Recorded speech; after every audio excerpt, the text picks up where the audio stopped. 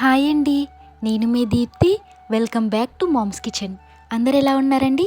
నేనైతే చాలా బాగున్నాను. ఇవాళ నేను చూపించబోయే రెసిపీ ఏంటంటే ఎంతో క్రిస్పీగా కరకరలాడే గులాబీ పూలు. మా సైడ్ అయితే వీటిని గులాబీ పూలు అని అంటారండి. మరి మీ సైడ్ ఏమంటారో కామెంట్ చేయండి. ఈ గులాబీ పూలు చేయడానికి కొంచెం టైం అలాగే కొంచెం పేషెన్స్ ఉంటాయండి. రెసిపీ అయితే చాలా పర్ఫెక్ట్గా కుదురుతుంది. ఇంకా లేట్ చేయకుండా ప్రాసెస్లోకి అయితే వెళ్ళిపోదాం. మరి దీనికోసం ముందుగా అయితే 1 కిలో వరకు మైదా పిండి తీసుకోవాలండి.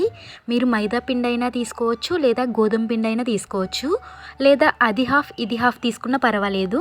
తీసుకున్న పిండిని అయితే మంచిగా జల్లించుకోవాలండి. ఎలాంటి ఉండలు లేకుండా మొత్తం బాగా మిక్స్ చేసుకున్న తర్వాత దీంట్లో అయితే ఒక 1/2 టేబుల్ స్పూన్ వరకు సాల్ట్ వేసుకోవాలి. సాల్ట్ వేసుకుని మొత్తం బాగా మిక్స్ చేసుకోవాలండి. ఇప్పుడు దీంట్లోనే మీ స్వీట్నెస్కి తగ్గట్టుగా షుగర్ తీసుకోవాలండి. షుగర్ని అయితే మిక్సీలో పట్టుకుని మెత్తటి పౌడర్లా చేసుకుని ఆ షుగర్ పౌడర్ కూడా తీసుకున్న పిండిలో అయితే వేసుకోవాలి. ఇప్పుడైతే ఒక 4 ఎగ్స్ తీసుకోవాలండి. ఎగ్స్ అయితే మస్ట్ అండ్ షుడ్ అండి.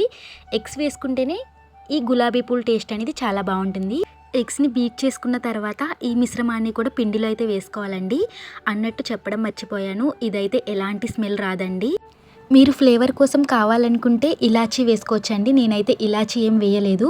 ఇప్పుడు దీంట్లోనే కొంచెం కొంచెం వాటర్ వేసుకుంటూ పిండిని ఎలాంటి ముద్దలు లేకుండా కలుపుకోవాలండి. చూసారు కదా, నేను చూపించిన విధంగా పిండిని అయితే ఈ విధంగా కలుపుకోవాలి.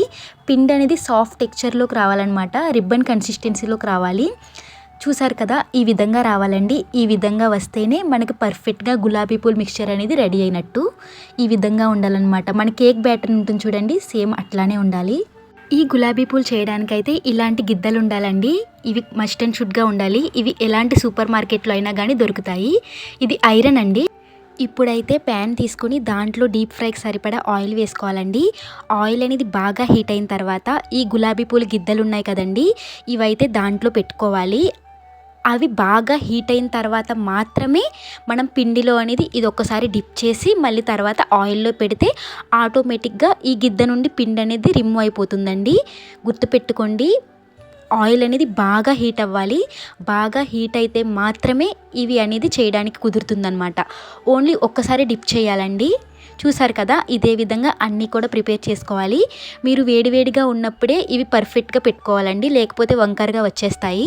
చూసారు కదా, గులాబీ పూలు అయితే రెడీ అయిపోయాయి. మరి ఈ గులాబీ పూల రెసిపీ అయితే ఒక్కొక్కరు ఒక్కొక్క తీరులో చేస్తారండి. మా సైడ్ అయితే ఇలాగే చేస్తాము. మీ సైడ్ ఎలా చేస్తారో కమెంట్ చేయండి. మళ్ళీ కలుద్దాం.